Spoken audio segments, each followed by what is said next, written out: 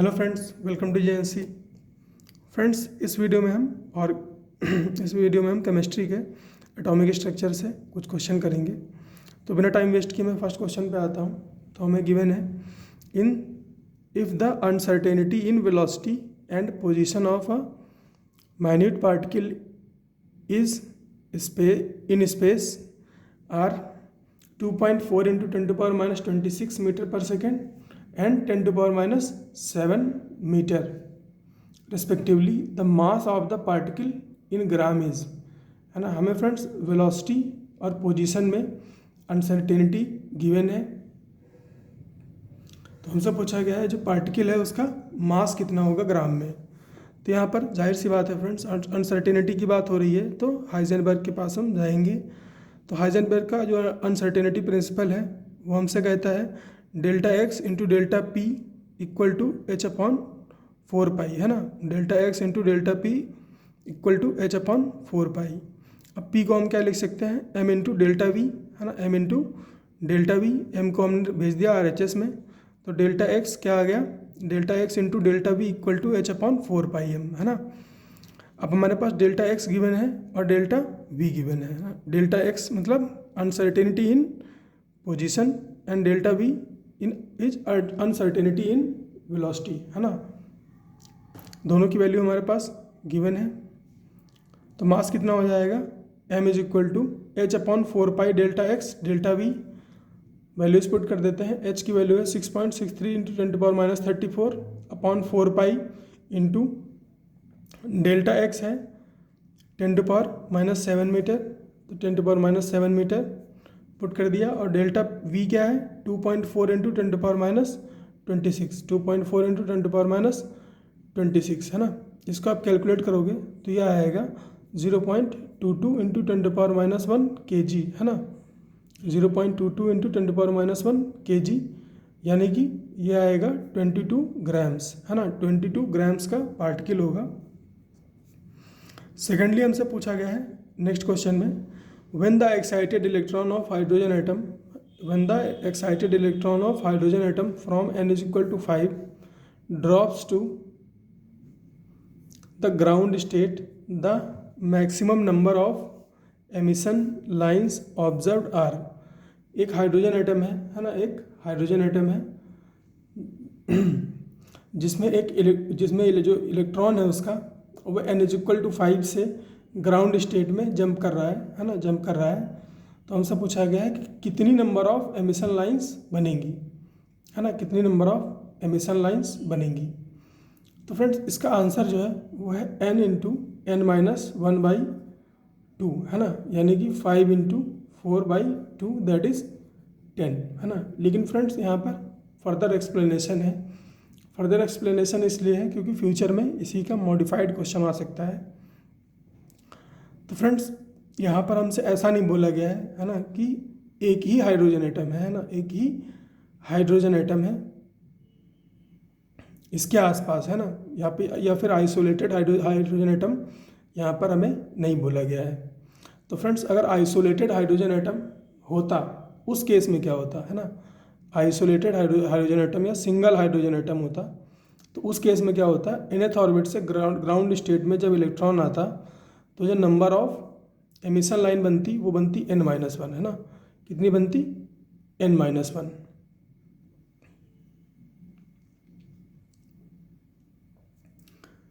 और फ्रेंड्स अगर single hydrogen atom नहीं है तो उस केस में अगर nth से ग्राउंड स्टेट पे आता है, nth से ग्राउंड स्टेट पे आता है तो जो हमारे पास एमिशन लाइन आती हैं वो कितनी आती है, n इंटू n-1/2, है ना, n इंटू n-1/2। क्योंकि फ्रेंड्स इन बिटवीन है ना कई सारी लाइंस होती है ना, यहाँ से nth से n-1 पर आया, है ना, फिर n-1 से n-2 पर गया, फिर ऐसा हो सकता है। उसके बाद ऐसा भी हो सकता है कि nth से n-2 पर आया हो, है ना, फिर n-2 से ग्राउंड पे आया हो। तो कई सारे कॉम्बिनेशन बन सकते हैं, है ना, कई सारे कॉम्बिनेशन बन सकते हैं। तो उसके लिए एक जनरलाइज्ड फार्मूला बनाया गया है n इंटू n-1/2, है ना। इसी तरह से यहाँ पर क्या हो सकता है, यहाँ पर सिंगल हाइड्रोजन आइटम है तो क्या करेगा, यहाँ से n-1 पर आया है ना, n-1 पे आया, फिर n-1 से n-2 पर गया, फिर यहाँ पर आया। तो यहाँ पर जो पॉसिबल कॉम्बिनेशन बन सकते हैं वो n-1 बन सकते हैं, है ना, सिर्फ n-1 बन सकते हैं। इसके अलावा एक थर्ड केस है जिसमें किसी भी एक स्टेट यानी कि n2th से n1th तक के बीच में, है ना, कितने ट्रांजिशन बन सकते हैं। जितने ट्रांजिशन बनेंगे उतने ही number of emission line observe होंगी, है ना, उतनी number of emission line observe होंगी। तो फ्रेंड्स इसके लिए भी हमारे पास फार्मूला डिफाइंड है, तो वह है n2-n1 into n2-n1 plus 1 divide by 2, है ना। तो ये भी आपको याद रखना है।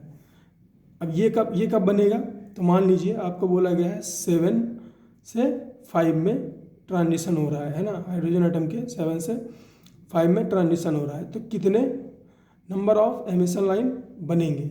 तो आप क्या करोगे, 7-5 इंटू 7-5 प्लस 1 डिवाइड बाई 2, तो कितना बनेगा यहाँ पे 2 इंटू 3 डिवाइड बाई 2, तो 3 एमिशन लाइन बनेगी। तो इस तरह का क्वेश्चन बन सकता है। इसके अलावा फ्रेंड्स हमारे पास जो नेक्स्ट क्वेश्चन है उसमें मैं क्या बोल रखा है, the minimum uncertainty in the speed of an electron in an one dimensional region of length 2a0 is, है ना। Minimum uncertainty in the speed, है ना, स्पीड में जो अनसर्टेनिटी है डेल्टा वी, वो हमसे पूछा है। The electron in the one dimensional region की बात हो रही है, और उसकी लेंथ क्या दे रखी है 2a0, है ना, लेंथ क्या दे रखी है 2a0।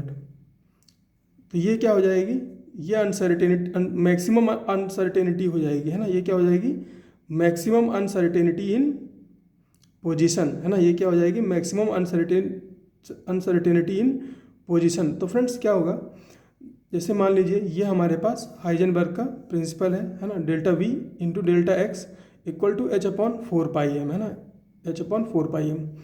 तो अगर इसमें अनसर्टेनिटी मैक्सिमम है या इसमें अनसर्टेनिटी मिनिमम यहाँ पर हमें दे रखा है, तो उसी की बात कर लेते हैं। तो अगर इसमें अनसर्टेनिटी मिनिमम है वेलोसिटी में, तो पोजीशन में मैक्सिमम होगी, है ना, पोजीशन में क्या होगी मैक्सिमम होगी। तभी क्या होगा, ये कांस्टेंट रह पाएगा, तो हमें मिनिमम अनसर्टेनिटी इन स्पीड पूछी है, तो मैक्सिमम अनसर्टेनिटी इन क्या करेंगे पोजीशन पुट कर देंगे, किसमें डेल्टा एक्स के जगह पर, है ना। वो कितना हो सकता है लेंथ के बराबर, लेंथ कितनी है 2a0, तो वही हमें करना है। तो डेल्टा वी क्या हो जाएगा h/4πm इंटू डेल्टा एक्स, है ना, और डेल्टा एक्स क्या है 2a0, है ना, डेल्टा एक्स क्या है 2a0,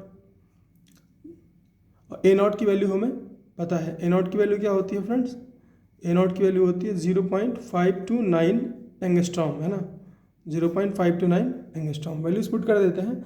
h की वैल्यू क्या हो जाए 6.63 इंटू 10⁻34/4π, है ना, ये क्या हो गया 4π। m की वैल्यू क्या है 9.1 10⁻31, है ना, ये इलेक्ट्रॉन की बात थी, है ना। तो 9.1 इंटू 10⁻31 इंटू 2,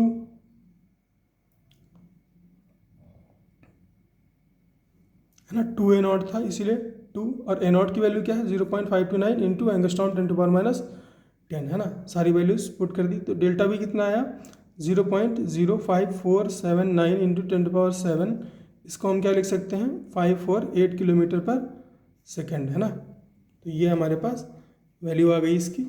अब हमारे पास जो नेक्स्ट क्वेश्चन है उसमें हमें बोला गया है द नंबर ऑफ सबशेल्स, है ना, associated with n = 4 and m = -2 quantum numbers is, है ना, n = 4 और m = -2 क्वांटम नंबर से एसोसिएटेड सबसेल्स कितनी होंगी।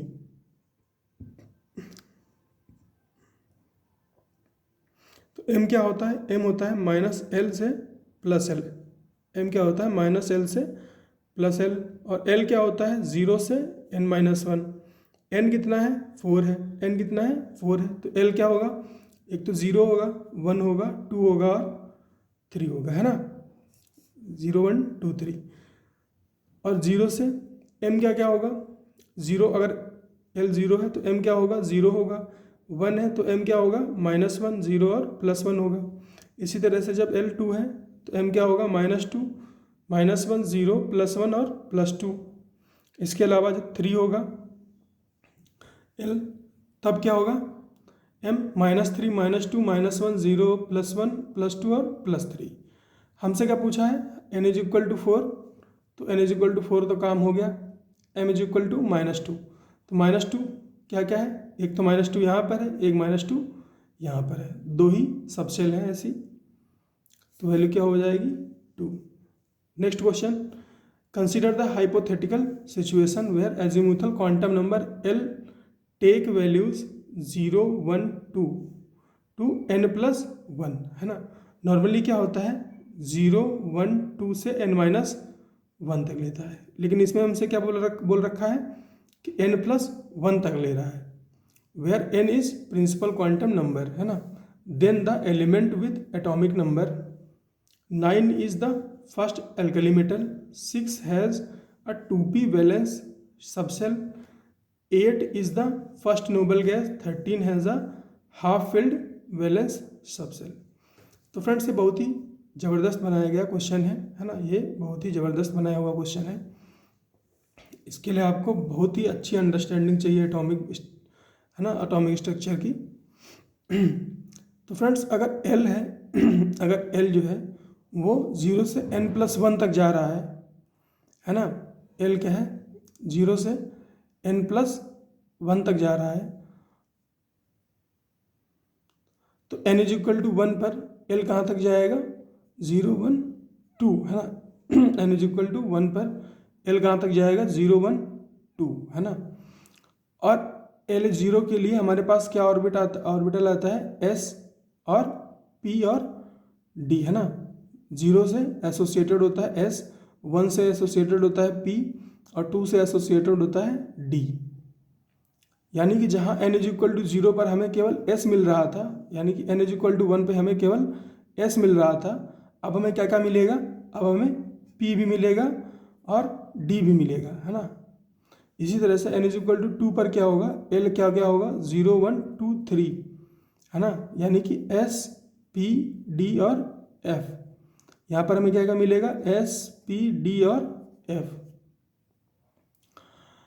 तो फ्रेंड्स अब देखो क्या होगा, एल्कली मेटल क्या होता है, एल्कली मेटल फर्स्ट हमसे पूछा गया है तो उसके बारे में थोड़ी सी बात करते हैं। तो एल्कली मेटल क्या होता है, जिसके लास्ट में क्या है, जिसका जो लास्ट इलेक्ट्रॉन है वो कहाँ पर आए, S सबसेल में आए, है ना।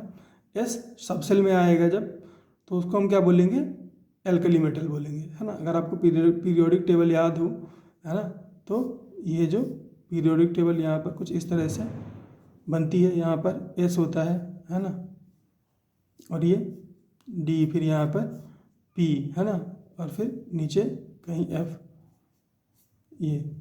तो यहाँ पर क्या रहता है, S ऑर्बिटल वाले एलिमेंट्स रहते हैं, है ना, S ऑर्बिटल वाले एलिमेंट्स रहते हैं। ये एल्कली होता है, ये एल्कलाइन होता है। तो एल्कली मेटल तब बनता है ना, जब लास्ट इलेक्ट्रॉन किस में जाए, S सबसेल में जाए। तो एटॉमिक नंबर 9 वाले की अगर हम बात करें, है ना, एटॉमिक नंबर 9 वाले की बात करें तो उसके लिए क्या होगा, 1s2, 1p6, है ना। पहले S भराएगा, फिर P भराएगा, फिर D भराएगा, और फिर 1d1, है ना, 1d1, 9 एटॉमिक नंबर जिसका है उसके लिए अगर बात करें तो क्या होगा, 1s2, 1p6, 1d9। तो ये जो आखिरी इलेक्ट्रॉन है वो कहाँ जा रहा है, D ब्लॉक में जा रहा है। D ब्लॉक में जा रहा है तो फ्रेंड्स ये क्या होगा, एल्कली मेटल नहीं होगा, है ना, एल्कली मेटल नहीं होगा। अगर ये S में जाता तो ये एल्कली मेटल होता। इसके अलावा 6 के लिए क्या है हमारे पास सिचुएशन, 2p वैलेंस सबसेल, है ना, 2p वैलेंस सबसेल। तो 6 इसका एटॉमिक नंबर है, उसको देखो कि उसका कैसा एटॉमिक इलेक्ट्रॉनिक कॉन्फ़िगरेशन कैसा होगा, 1s2 और 1p4, है ना। और ये क्या बोल रहा है कि 2p वैलेंस सबसेल में जा रहा है ना। यह 2p वैलेंस सबसेल है इसके पास, नहीं है फ्रेंड्स, ये 1p ही है बस, है ना, 1p में ही ये ख़त्म हो गया। तो ये भी गलत है, ये भी गलत है।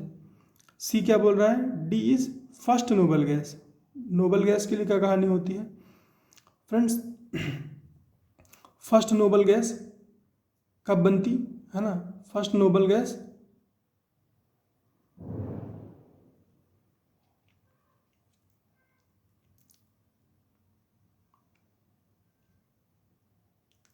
जब इसके सारे के सारे ऑर्बिटल्स क्या हों, फिल हों, है ना, क्या हों, फिल हों। फर्स्ट नोबल गैस इस केस में कब बनेगी, जब ये क्या हो 1s2 पूरा भरा हुआ हो, p6 भी पूरा भरा हुआ हो और d10 पूरा भरा हुआ हो, तब जा कर के क्या होगा, फर्स्ट नोबल गैस बनेगा, है ना, फर्स्ट नोबल गैस बनेगा। जैसे कि हाइड्रोजन के बाद क्या आता था, हीलियम, है ना, हाइड्रोजन के बाद क्या आता था, हीलियम। तो 1s2 क्या होता था, पूरा पूरा का पूरा भरा हुआ होता था, है ना, पूरा का पूरा भरा हुआ होता था। तो उसी तरह से यहाँ पर जो वन के जो है ना, one n is equal to 1 यानी कि first quantum principal quantum number से एसोसिएटेड जो भी ऑर्बिटल्स हैं वो सारे के सारे भरे हुए होने चाहिए।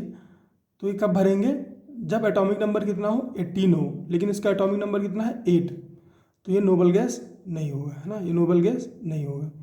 13 के लिए क्या बात है, 1s2 1p6 और 1d5, है ना। तो जो डी है वो हाफ फील्ड है और यही हमसे इसमें कह रहा है has a half field valence subset, तो ये स्टेटमेंट सही है। तो फ्रेंड्स इस वीडियो में इतने ही क्वेश्चन है ना। आई होप आपको चीज़ें समझ में आई होंगी। तो मिलते हैं फ्रेंड्स नेक्स्ट वीडियो में।